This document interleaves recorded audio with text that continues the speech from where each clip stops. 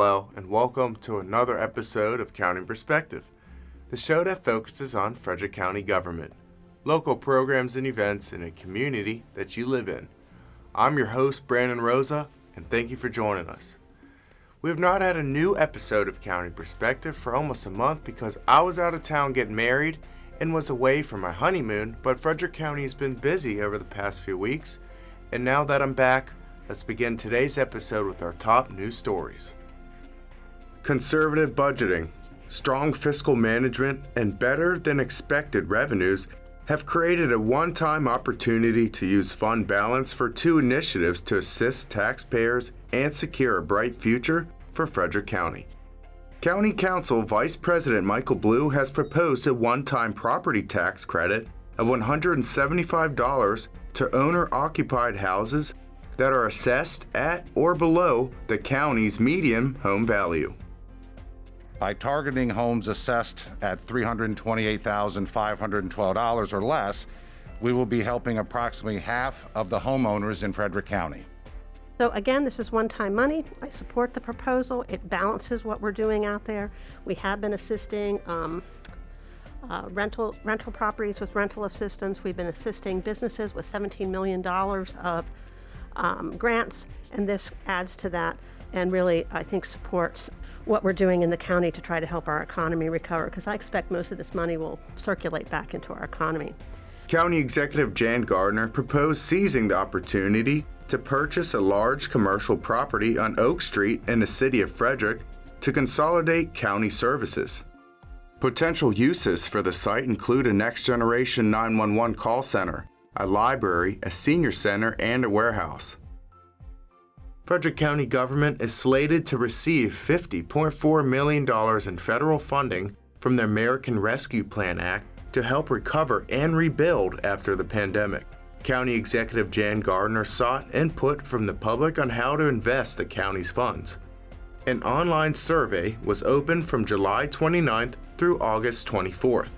About 600 residents responded, offering more than 1,000 comments. They provided information about the financial and health impacts of the COVID pandemic on their households and gave recommendations about how to appropriately use ARPA funds within the federal guidelines. Some households experience few negative financial impacts from the pandemic, and others experience loss of income, lack of in-person school and childcare, and difficulty paying for rent or mortgage, food, or transportation. The county executive has hosted two virtual roundtables to discuss how Frederick County should invest the funds.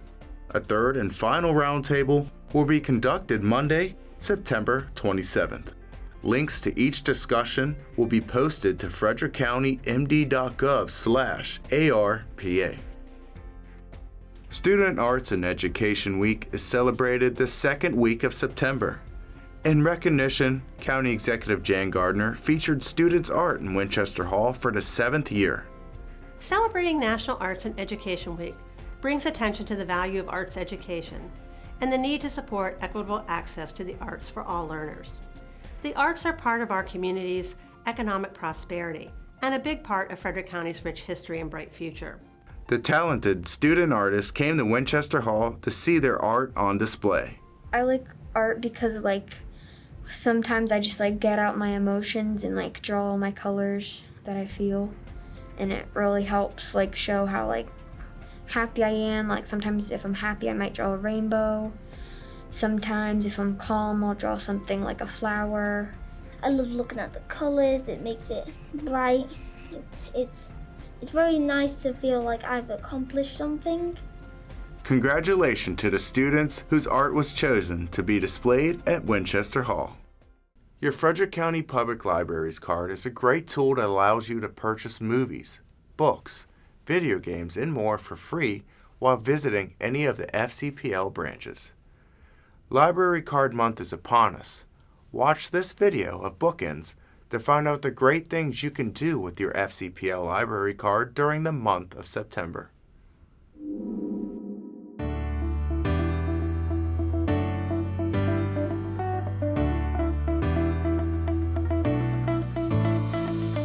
September is Library Card Sign-Up Month, and this is really exciting for us. It's the time of year when, we're getting out there talking to parents, caregivers, students, and reminding them that, having a library card is the first step towards academic achievement and lifelong learning. It's never been easier than right now to get a library card. We have digital cards that are available, and within moments of signing up, you have access to most of our collection. And we've also streamlined that process to make it easy to upgrade those to traditional cards, either through our curbside service or by walking into a branch. So, by getting a digital card, you have access to all of our digital collection right away, and you can borrow materials right away as well. A library card is important because this is the community's library, and the card is the key to get in the door, so that you have access to literally thousands of physical holdings, but also all of our digital holdings, which are so important. And a lot of folks don't understand the depth of those digital collections, but they include, like I said, not only ebooks and audiobooks, but we have things like LinkedIn Learning, or we have language tutoring. We've got just a plethora of resources, and all of that's available to people for free with their library card. So getting a library card has never been easier. You can go online and apply for a digital card, and within moments have access to the digital collection. But for those who like a physical card, bring it into a branch, get it upgraded to a traditional card, and you can walk out with a plastic card that you've always had. And if you need more information on any of this, please go to our website at fcpl.org.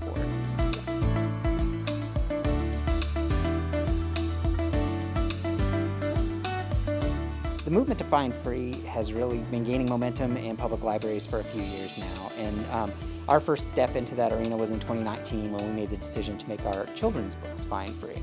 And the overwhelming public reception to that led us to consider making the whole collection fine free. So, there are more and more studies showing that there's adverse effects of fines on underserved members of the community, and there's even folks who the fear of fines was keeping them from coming into a branch and using our resources. So we made that move just in June to go completely fine free, and the public response has been great. Our decision to go fine free definitely does align with our mission, vision, and values. And with this decision, we're able to simplify access, to build bridges into the community, and to spark excitement in our customers. And those are the priorities that we try to work toward every day.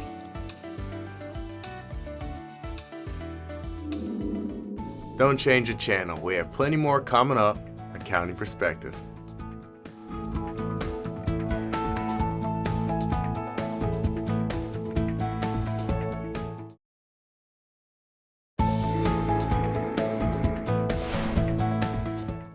Welcome back to County Perspective. I'm your host, Brandon Rosa. In just a few moments, we'll take a look at how the mobile vaccination bus is helping our community. But before we do that, let's see who's looking for a forever home in this episode's Pet of the Week.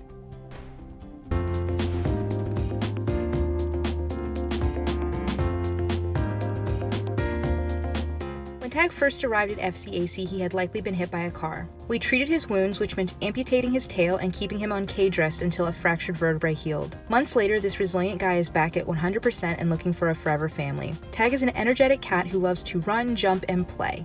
Tag is intelligent and incredibly treat motivated, which is making him a cat-positive star. After just a few training sessions, he has already learned sit, touch, and high five. Tag will make an excellent addition to an active family, but he does need to be an only cat. To learn more about Tag and our adoption process, call Frederick County Animal Control and Pet Adoption Center at 301-600-1546. Transit of Frederick County has been providing residents with transportation services for over a decade, but recently, Transit created a bus that serves as a mobile COVID-19 vaccination clinic. Watch this video to find out more.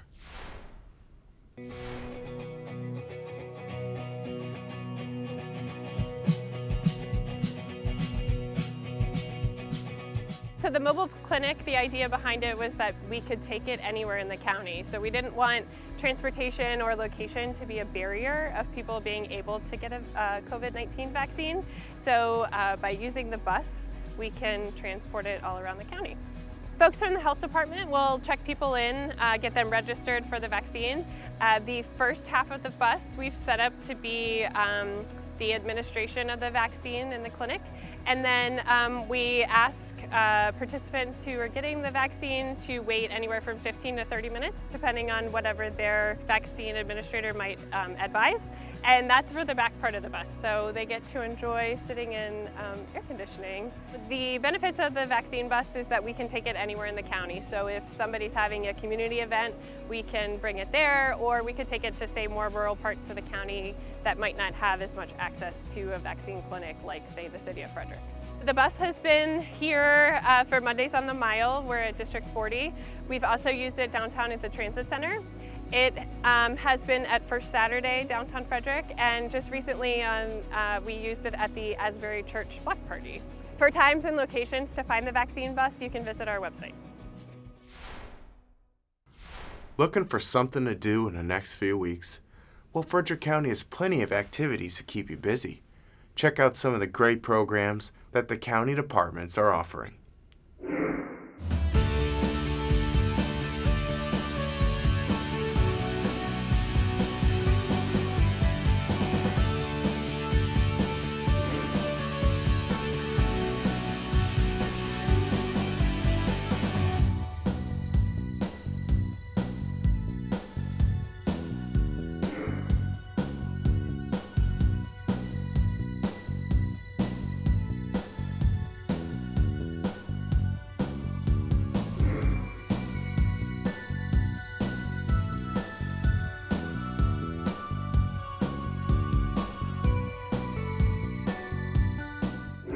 To find more virtual events and programs, or for more information, log on to the county's webpage, frederickcountymd.gov.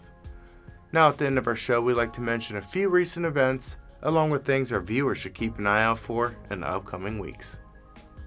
Hispanic Heritage Month is an important month to remember. It starts on September 15th and ends on October 15th. This is a time to recognize and remember the Hispanic Americans who made a difference in our country and our community. County Executive Jan Gardner tells us why we recognize Hispanic Heritage Month. Each fall, our nation celebrates the achievements and contributions of Americans of Hispanic descent. Hispanic Heritage Month begins on September 15th, which is Independence Day for several Latin American countries, and it runs through October 15th. The United States has observed this celebration for over 50 years. Frederick County is home to a growing number of Hispanic residents. In fact, Hispanics in our community now comprise the county's largest minority group, according to the recent 2020 census. Our diversity truly is a strength. We all enjoy the delicious cuisine from restaurants and markets that feature Cuban, Mexican, and Spanish foods. We listen to Latin music. We shop at Hispanic-owned businesses, and we benefit from the great works of our Hispanic neighbors each and every day here in Frederick County. To kick off this year's celebration of Hispanic Heritage Month, I'd like to read a proclamation. Whereas, during National Hispanic Heritage Month, we recognize the many Americans of Hispanic descent who have made outstanding contributions to our county and our nation. And whereas the rich cultural traditions of the Hispanic American community have made a remarkable impact on American society. The diverse backgrounds of Hispanic Americans and their dedication to family have become an integral part of America.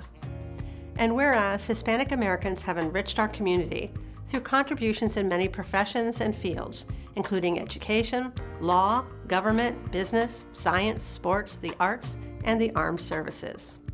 So now, therefore, as County Executive of Frederick County, Maryland, I do hereby proclaim September 15th through October 15th, 2021 as National Hispanic Heritage Month in Frederick County, and I commend this observance to all of our citizens.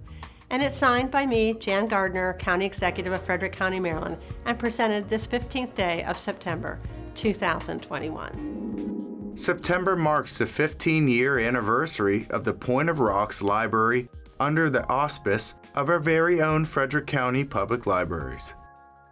This library was created in memory of Frederick County native Edward Fry, who grew up in Point of Rocks. Fry loved books. He used to go door to door and ask the neighbors if he could borrow some books to read in his free time. Fry promised that one day he would construct his very own library. This library has around 5,000 books, including official records of the Civil War and Civil War history, preschool to high school suggested readings, educational DVDs, and more. So almost since it opened in 2006, the reaction from the community was pretty immediate, and they were very excited about using the branch. But like most new buildings, we've seen that traffic pick up, and in the last year we saw over 30,000 visitors and 25,000 physical circulations, and that doesn't even count the digital products that were checked out by customers down in that area. So. You can find this library at 1635 Ballinger Creek Pike, Point of Rocks, Maryland, 21777. Well, that's it for this episode of County Perspective, but don't forget to follow Frederick County on social media in order to keep up to date on important news and events. We'll see you next time for a fresh look from a county perspective.